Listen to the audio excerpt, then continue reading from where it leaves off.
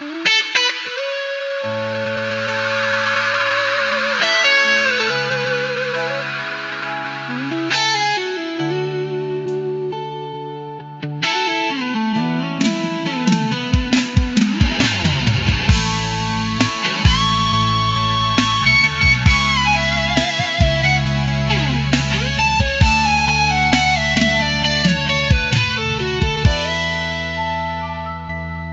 ang asawa mo ay naririyan pa rin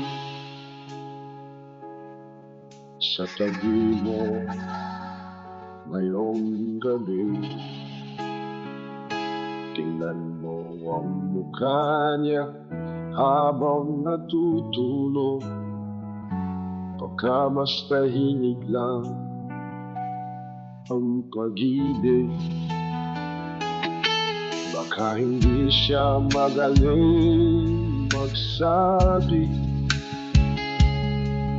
ng lahat ng bigat na pasa niya. Pero sa labas ng inyong tahanan, may digmaan siyang sinusuong mag-isa. May narinig akong kwento ng isang lalaki na pagod na sa araw-araw. Sabi niya, ayoko na sa trabaho nito. Ngunit nang tanungin kung bakit tutuloy, tahimik siyang napatingin sa kisame. At ang sagot niya'y barahan. Naaalala ko ang asawang nasa bahay. Paano ako susuko kung may naghihintay sa akin? Kaya yakapin mo siya bago matulog. Sa mga mata niyang di mo nababasa, sa bawat hakbang niyang puno ng bigat, ikaw at mga anak mo ang lakas niya. Kaya salamat sa bawat pag-ibig, salamat sa bawat pagod na itinago.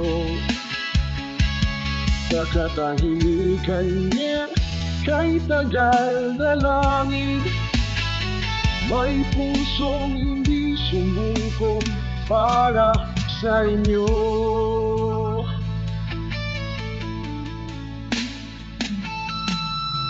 Baka ngayong gabi ay masakit ang katawan,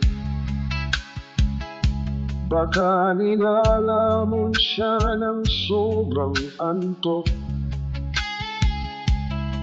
baka hindi maganda ang pakiramdam, pero pumapasok pa rin siyang matuwid.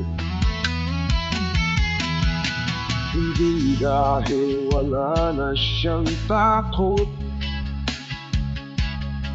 kundi dahil mahal niya ang tahanan.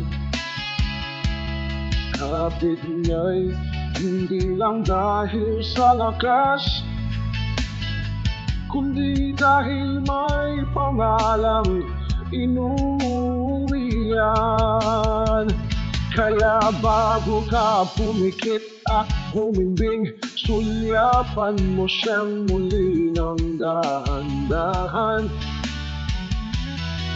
At sa puso mong marahan bumikas, mas mahalaga ka kaysa sa iyong akala. Kung tahimik man ang kanyang pag-ibig, sa bawat pawis ay malinaw ang awit. Hindi niya kailangang maging bayani, basta nandyan siya, sapat na yun. Kaya yakapin mo siya bago matulog, sa mga mata niyang di mo nababasa. Sa bawat hakbang niyang puno ng bigat, ikaw at mga anak mo ang lakas niya. Kaya salamat sa bawat pag-uwi, salamat sa bawat pagod na itinago, sa katahimikan niyang kanta-kantahan. May pusong inisulong para sa iyo. Baka ngayong gabi ay masakit ang katawan, baka nilalamon siya ng sobrang antok, baka hindi maganda ang pakiramdam, pero pumapasok pa rin siyang matuwid. Hindi dahil wala na siyang papa, kundi dahil magaling na sakit ng lahat ng bigat na kasali. Pero sa labas ng inyong tahanan, may digmaan siyang sinusuong mag-isa. May narinig akong kwento ng isang lalaki na pagod